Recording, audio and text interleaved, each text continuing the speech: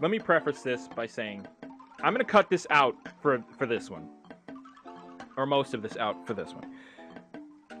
Because the other one was rambly and angry, and I'm probably going to clip that and put it into this. So I'm going to take some time and start. So in the original, not the American one, the Japanese one, because I'm actually mad about the American one too.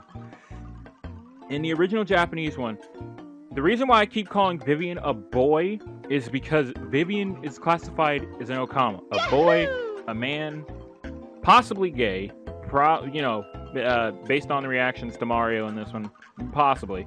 But he is a man who just dresses up as a woman.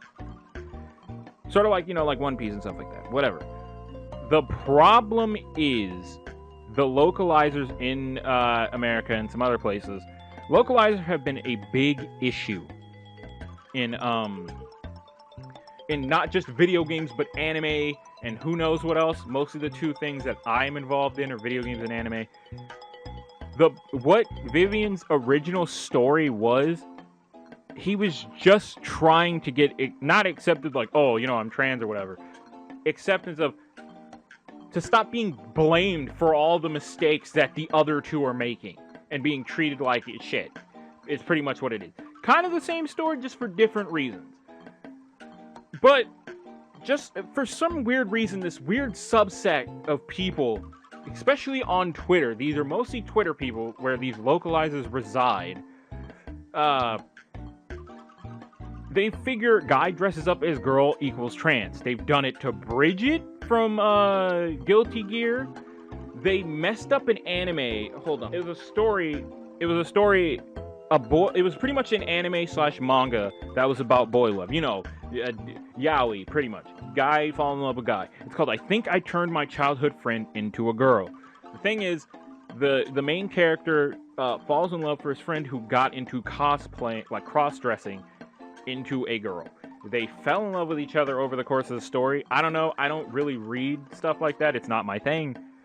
But localizers, for the English version of it, apparently just made him trans, and it ruined the whole story. Because they weren't looking for acceptance. They were just like, no, this is just, In fact, they kind of said it was weird, apparently. But the problem was, people were talking and being like, no, this is not what the story is about, blah, blah, blah, blah. And they were actively, going after people as localizers do, because localizers are some of the worst people, I think. Not all of them, but some of them. And are just like, oh no, this is how the story should be. This is American sensibilities, all that. I hate that kind of thinking. Just put in the original stuff and put in a blurb to explain. That's all you need to do. But yeah, this got so bad to the point where the maker and the company that produces the manga and anime had to apologize and then redo it. That's what's going on here. That's what I hate. Just do it right the first time. That's your job. You don't need to entertain your own headcanon. And that's what this is. Headcanon. Oh my goodness. This is a lot less rambly, but still probably going to go on long, so I'm going to cut this part out.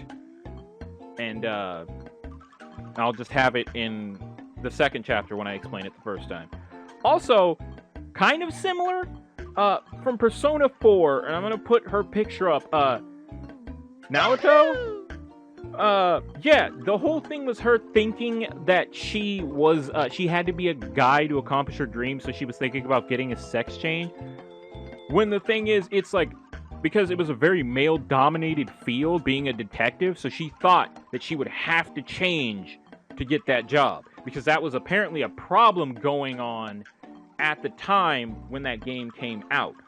And, the people who make Persona like to point out certain issues that are going on at the time. They're just subtle about it. Even, so subtle to the point where you're more focused on the game than seeing what's going on in the background. You know what I'm saying? It was part of the story, but you were so focused on, trying to fight shadows and stuff. Twitter will swear up and down that poor girl is trans, and she's not.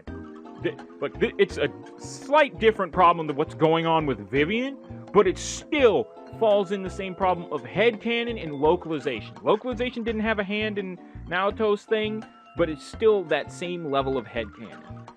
That's why I refer to Vivian as a guy, because he is one.